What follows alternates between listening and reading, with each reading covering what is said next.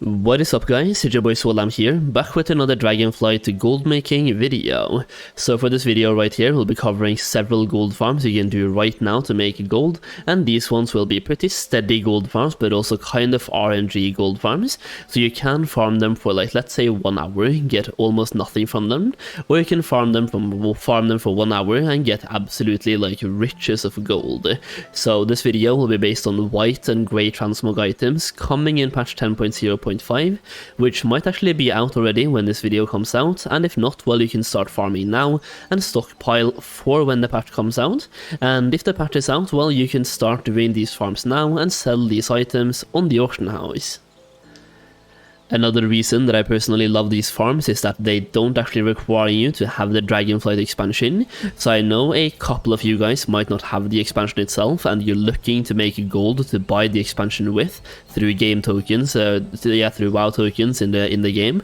Well, this is a way for you to start farming gold even if you don't have Dragonflight expansion. And even if you do have Dragonflight, a lot of the gold farms we have in the actual Dragonflight content have been going down in value super fast. So the way it's looking right now, doing these old school farms might actually be better in terms of gold per hour. So today we'll be taking a look at, I think, 5 different locations, technically 6, but one of them is like you can farm for the same item in 2 locations.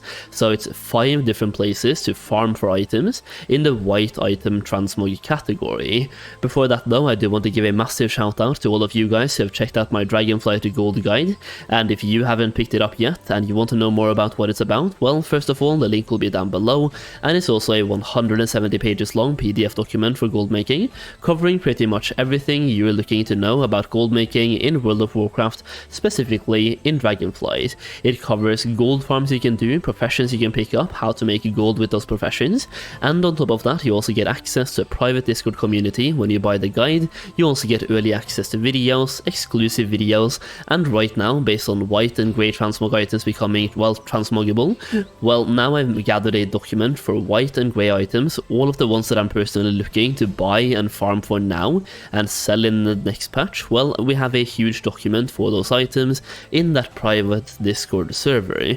So when you pick up the guide, you're getting the guide, you're getting a Discord server, early access to videos, exclusive videos, and that white and grey item transmog document as well. If you want to check it out, the link will be down below, and you can even use the code Solheim, aka my channel's name, to get it for half price when you buy it. So simply go and check it out and click the discount code and put in Solheim and you get it for half price.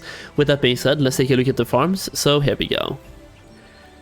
So farm number 1 takes place in everyone's favorite expansion, Warlord of Draenor.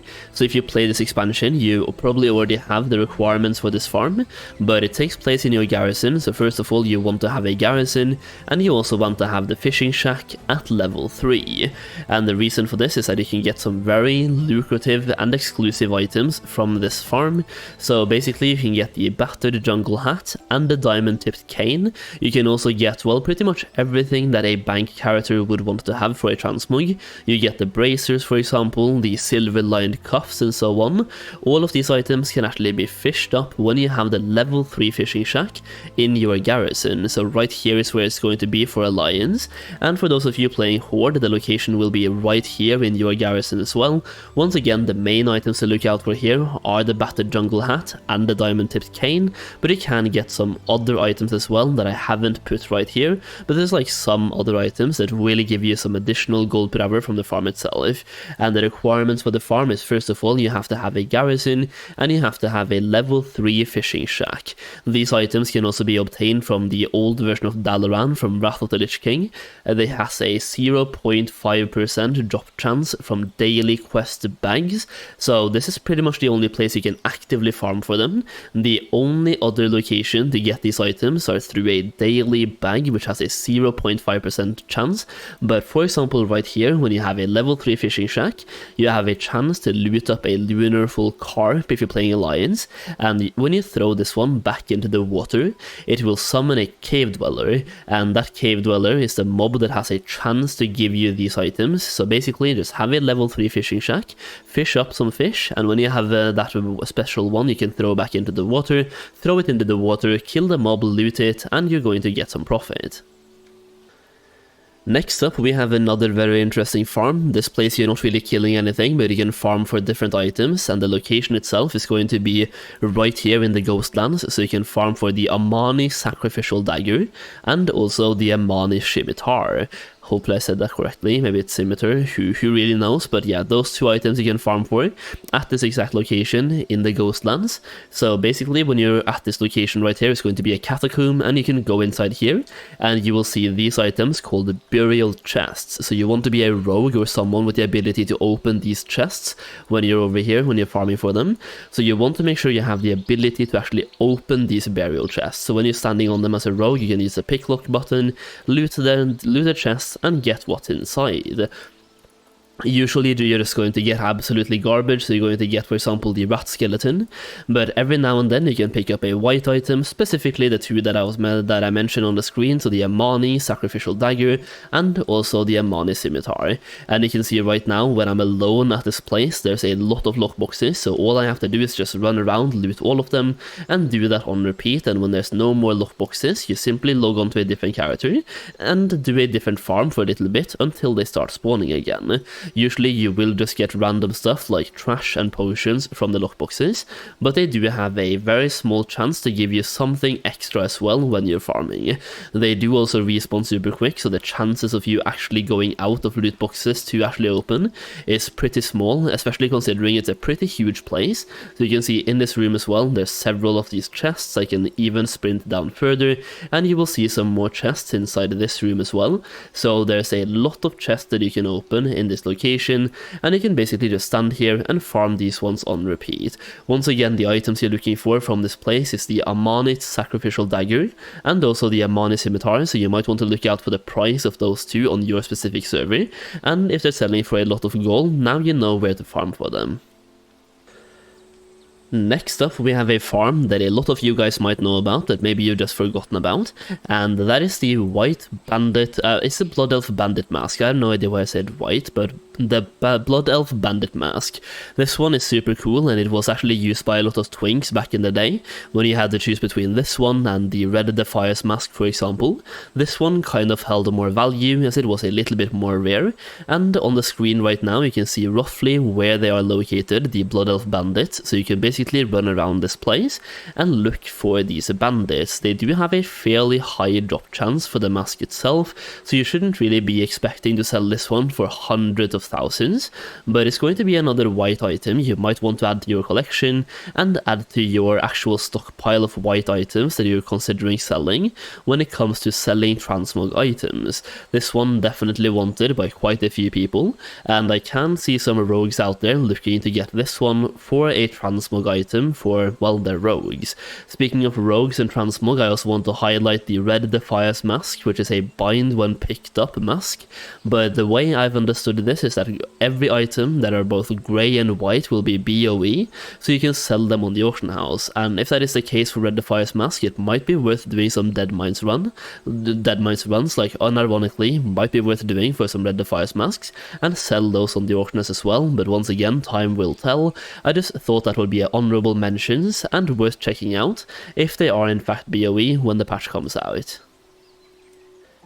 Now for the next farm, and the last one for today, we're actually going all the way back to Legion, and not just are we going back to Legion, we're going back to Argus. So this one takes place at Eridath in Argus, which basically you have to do some quests to get here, if you haven't been here before, but basically just go to the Broken Isles, go to Dalaran, and you will get some quests to get yourself to Argus if you haven't been here before.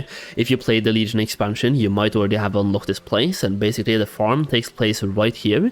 And as you can see, there's a bunch of different grey items you can farm at this location, and the good thing here is that you don't even have to like question if they will be tradable or not, because these ones are tradable right now. So there's one of them that is bound when picked up, which is the Defunct Void Harvester, so that is maybe the only one that you have to wonder if it's gonna be BOE and sellable when the patch comes out. Everything else though is BOE and tradable right now, so the Soggy Moarg eye patch, for example, the Netherworn Amethyst, the Netherworn Cowl, coal, and also depleted face blade, and also the crocked crag scaler horn. All of these items right here have a pretty unique appearance, and especially the soggy moarg eye patch is selling for quite a bit, especially on my server right now, and even the regional average as well on EU. It has a pretty huge price, and it can be farmed at this location, so you're not looking for one item here. You're looking for 5 to 6 to 7 different items, all of which will make up your total gold per hour from this farm. So basically, if you go to this location right here, just run laps around the circle and kill everything in sight and loot it. This was also like a raw gold farm back in the last expansion. There was like, for example, the defunct void harvester. You can see it's selling for a lot of raw gold, so it could be a decent raw gold farm if they don't sell on the auction house as well. But either way, it's a pretty good farm to know about, and almost nobody is doing this farm right now, so you can actually go here solo and just kill everything you can see and make a bunch of gold by getting these grey items now and selling them when the patch comes out, when white and grey items becomes transmoggable.